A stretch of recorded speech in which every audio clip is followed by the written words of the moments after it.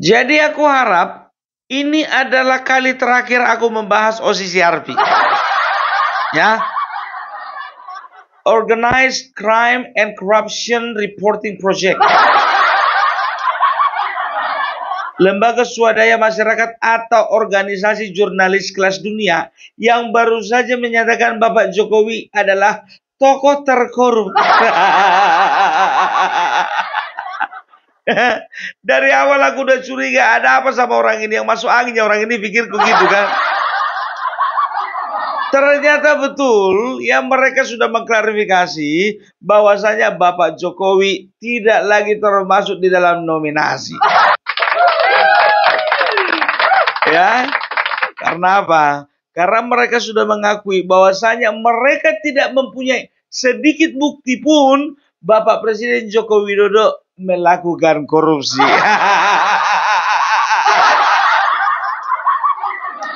Bayangkan kalian, organisasi jurnalis kelas dunia melakukan kesalahan fatal.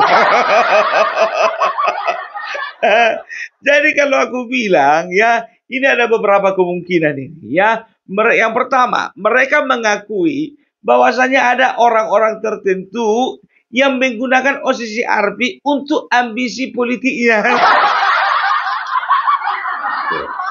Ya, itu pengakuan mereka. Tapi kalau menurutku ya, bisa saja yang mereka katakan benar. Bahwasanya OCCRP mereka peralat untuk mencari keuntungan. Kan begitu. Cuman saja ya, saat ini OCCRP diperhadapkan dengan pilihan keuntungan yang sesaat atau hancurnya reputasi. Karena selama ini ya, organisasi ini menerima banyak sekali penghargaan, termasuk dari PBB. Apakah mereka mau kehilangan kepercayaan dari publik cuman gara-gara uang yang segepok itu? Mereka beralasan bahwasanya ya, mereka melakukan segala sesuatu itu dengan polling. Dan mereka mengedarkan Google Form. Bukan form ya, form. Dan semua orang bisa mengisinya. Dan aku tahu ya, ini berarti ya kesempatan yang digunakan oleh pihak tertentu untuk mengerahkan massa untuk melakukan pengisian terhadap Google Form. Dikatakan katanya mereka itu acuannya dari 5.000 Google Form. Bayangkan saja, ada 5.000 Google Form, rata-rata mengatakan Bapak Jokowi adalah korupsi. Kalian udah tahu kan kelompok mana itu?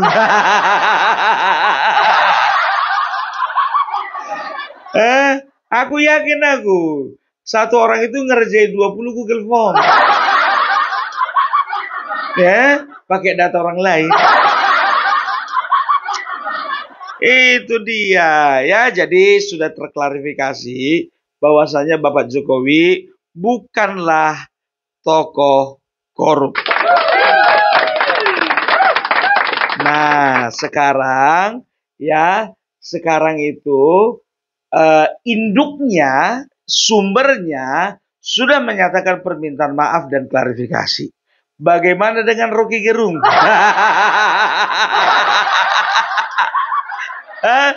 Kami nantikan klarifikasimu.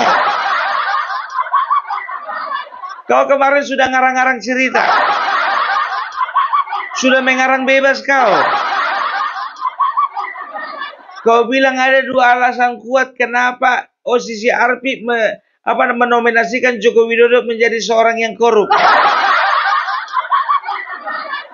Aku nggak ngerti, jujur aja aku bilang. Ya, sudah terkonfirmasi ya, bahwasanya hanya orang-orang bodoh yang mau percaya dengan omongan Rocky. Jelas.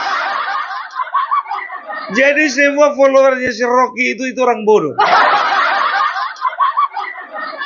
Hanya orang bodoh yang tidak pintar menganalisa sebuah informasi. Dan hanya orang bodoh yang mau menelan bulat-bulat. Ya, Sekarang begini, ku bilang sama kau Bang Rocky, ya, kalau memang kau seorang kesatria, akui kesalahan. Tapi kalau misalnya dalam 3 kali 24 jam tidak ada permintaan maaf darimu, ya, sudah bisa dipastikan bahwa kau adalah pengecut. Sudah distempel itu biar tahu. Pengecut. Setelah itu, Said Didu, ku tagih satu-satu orang ini. Said Didu mengatakan apa katanya? Mereka terkejut, tapi saya tidak terkejut. Karena saya tahu 10 tahun pemerintahan Jokowi, dia melakukan korupsi. Gak bisa kau tarik itu kata-katamu, Said Didu. Boleh kau membenci Joko Widodo, boleh. Karena kau itu kemarin dipecat dari BUMN, boleh. Ya, boleh, ya. Tapi tolong dulu, ya. Kalau memang kau punya sikap kesatria, akui kesalahanmu bahwasanya saya termakan hoax. Bikin klarifikasi dong, biar jangan kami bilang kau pengecut.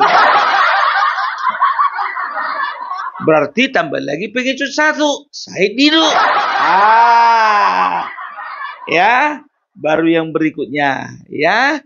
Siapa yang membuat video kemarin? Amin Rais. Ayo Mbah Amin. Sampai niki yang suka sekali menyerang Bapak Jokowi sama keluarganya. Waktu itu kamu bilang, kita bersyukur bahwasanya dunia sudah menyatakan kebusukan Mulyono. Mau nggak kau minta maaf? Sekarang kami tunggu maafmu. Sama seperti Rocky Gerung, kami tunggu dalam waktu 3 kali 24 jam. Tapi kalau memang kau tidak melakukan klarifikasi, tambah lagi 1 orang pengecut. Tambah. Ya, makanya aku bilang Abraham Samad. Ya, seorang tokoh yang sempat kuidolakan walaupun sekarang aku menyesal. Ya, tokoh pimpinan KPK yang jiwanya sekarang makin kekanak-kanakan. Ini yang paling getol ini, ya, yang mendesak-desak KPK untuk melakukan pengusutan.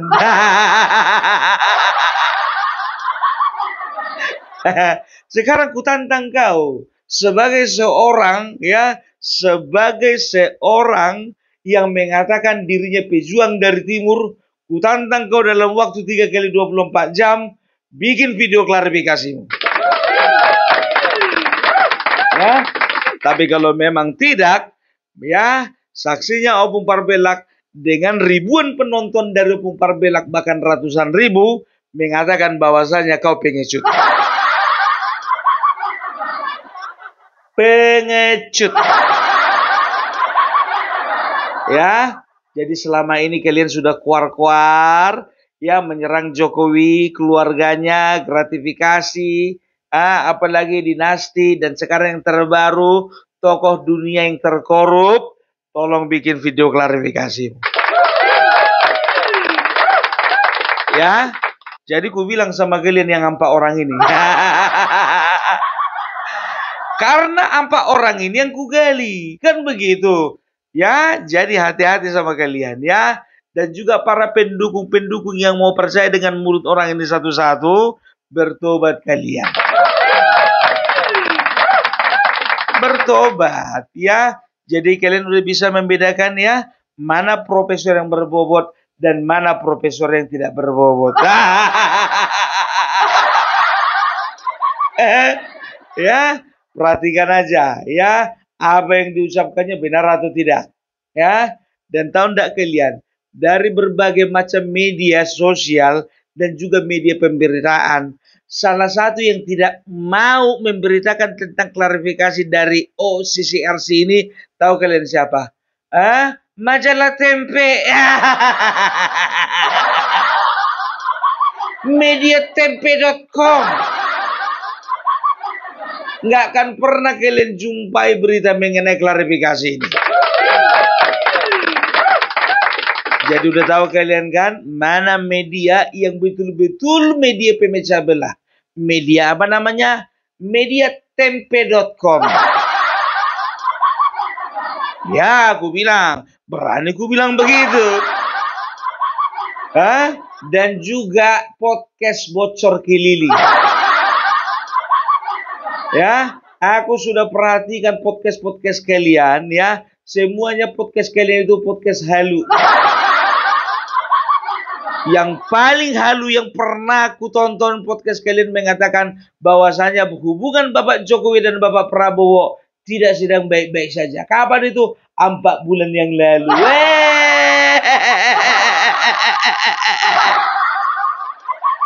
Nggak terbukti. Malah makin kesini Bapak Jokowi sama Bapak Prabowo makin solid. Jadi banyak prediksi-prediksi orang ini, prediksi ngawur, ya kan? Selalu memanfaatkan situasi untuk mengorek keuntungan bagi mereka. Karena apa? Mereka akan cari penonton-penonton setia mereka, ya. Mereka akan cari follower-follower setia mereka, sehingga dari follower setia mereka, mereka mendapat view dan mereka mendapatkan gaji dari YouTube. Ku bilang sama kalian, Opung Parbelak perlu uang, tapi bagiku tidak akan pernah menyebarkan hoax demi mendapatkan uang.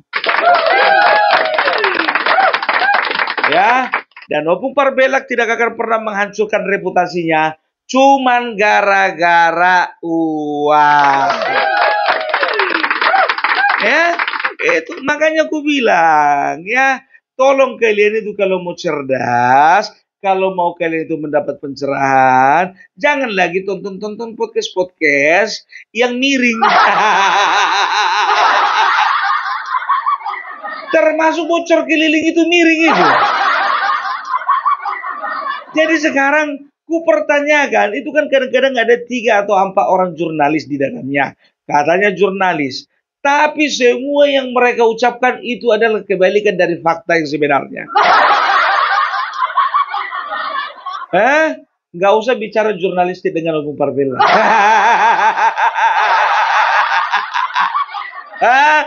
Nah, itu makanya aku bilang ya. Jadi aku bisa dikatakan sudah 40 tahun akrab dengan dunia jurnalistik. Masa iya Bung? Ya iya, bapakku wartawan. Karena bapakku wartawan, makanya aku akrab dengan bapakku. Bapakku kerja di jurnalistik, itu artinya Opung Parbelak ini dekat dengan dunia jurnalistik.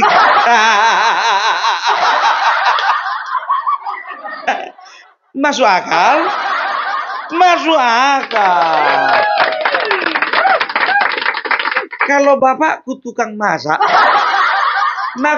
aku akan katakan bahwasanya Opung Parbelak 40 tahun sudah akrab dengan dunia kuliner. Itu dia.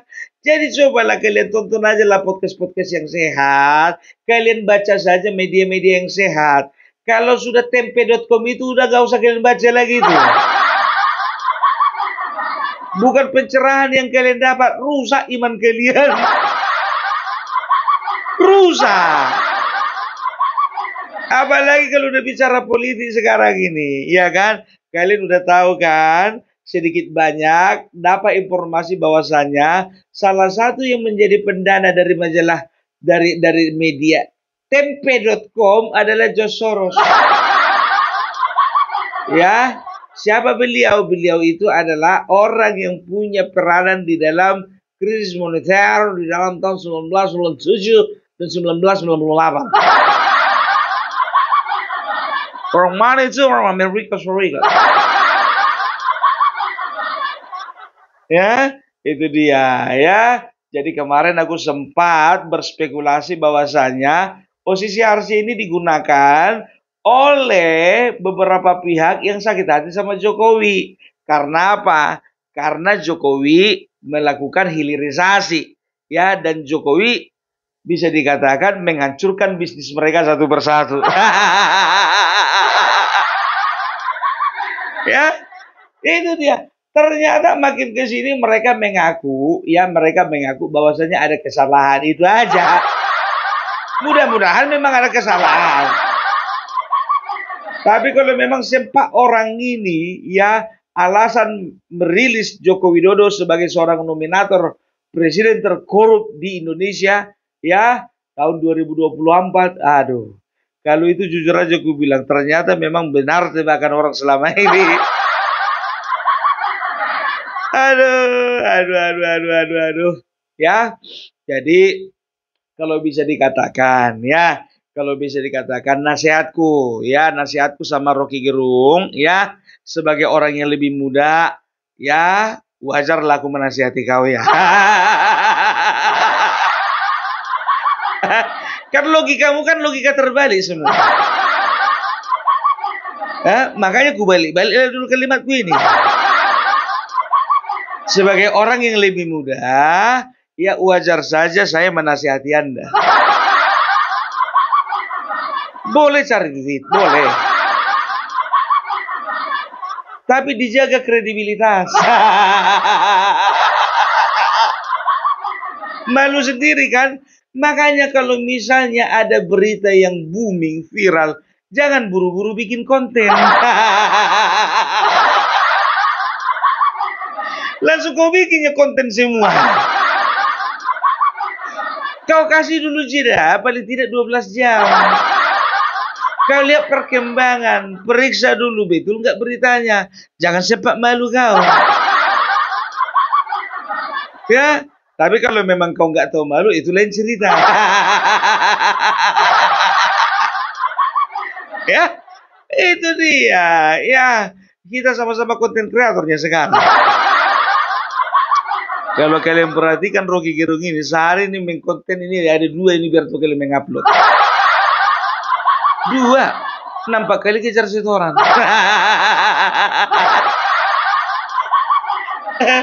Kalau Amin Rais beda lagi. Amin Rais kalau tidak ada pemberitaan mengenai Bapak Joko Widodo, nggak bunyi dia itu. Tapi kalau ada pemberitaan, ya apalagi ada media asing kemarin itu menggila dia. Ya, kayak mana enggak coba? Ya, enggak tahu aku udah stadium berapa bencinya si Amin Rais ini milik Bapak Jokowi. Enggak tahu aku kan tak gara-gara terhalang cita-citanya sempat jadi presiden kan. Pak, kalau Bapak enggak jadi presiden, ya itu bukan dosa kami, Pak. Itu kebodohan Bapak. Salah strategi. Kenapa aku bilang kebodohan Bapak? Ya kan? Coba bayangkan saja. Yang diagung-agungkan selama ini sebagai Bapak Reformasi Bapak. Ya, branding Bapak Reformasi itu kan ada melekat sama kau sempat kan? Harusnya kau yang lebih berpeluang menjadi presiden daripada Megawati, daripada Gus Dur. Ini sedikit pun gak pernah ada kesempatan itu singgah di dalam kehidupanmu. Jadi berbagai macam caralah kau ekspresikan ya kan? Bagaimana caranya kau membalas dendam yang tak terbalaskan itu? Membalaskan dendam yang tak terbalaskan. Ya udah hujat aja Jokowi terus. Serang terus keluarganya. Dibilang katanya keluarga Mulyono sampah masyarakat. Kau sampah apa? Sampah negara. Jangan anak orang urus anakmu urus. Anak orang sudah survive dia dan bahkan sudah jadi wakil presiden. Anakmu udah jadi apa?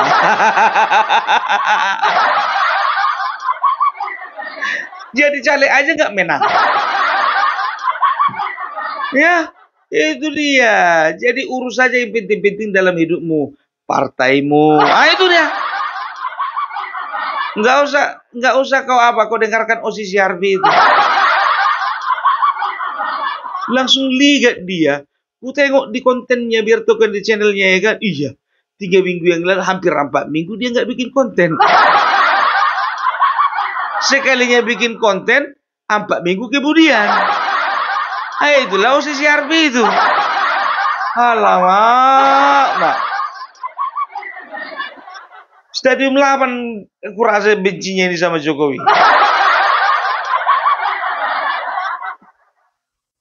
Said Didu. Sekarang ku bilang sama kau, ya, kalau misalnya main-mainmu masih di Tangerang, nggak usah kau jangkau kelas nasional. Apalagi jangkauanmu ke internasional. Di sana dulu kau urus dulu tanahmu itu. Serius gue bilang ya kan. Kan itu ya, banyak kau mendapat serangan daripada konten kreator yang kemarin itu ada di belakangmu, mendukungmu. Sekarang balik menyerangmu kan. Gara-gara apa? Ternyata mereka melihat makin ke sini yang namanya Syed Didu bukan berbicara tentang rakyat, tapi berbicara tentang perutnya sendiri. Ya, urus aja itu dulu, sana dulu kau. Sana. Bapak Abraham Samad, ya, Bapak Abraham, sebagai orang biasa, ya, aku ingin menasihati kau dulu. Kau itu profesor juga kan? Titelmu apa sih? Ya, tolong sekali lagi, ya, Anda itu sebagai mantan orang nomor 1 KPK, ya, jangan pernah gegabah di dalam mengeluarkan statement. Akhirnya malu sendiri kau, kan begitu. Karena apa? Ya, satu-satunya orang yang pernah dilaporkan polisi, ya, antara kau dengan Bapak Jokowi. Kalau misalnya bersisa cuma 2 orang manusia di bumi ini, kau dengan Bapak Jokowi, yang paling banyak berdosanya itu kau. Karena kau pernah terbukti melakukan pemalsuan dokumen. Sementara Bapak Jokowi mulai dari Gus Dur kemarin sampai sekarang Gus Dur masuk penjara, ya, nggak pernah terbukti itu masalah ijazah palsu.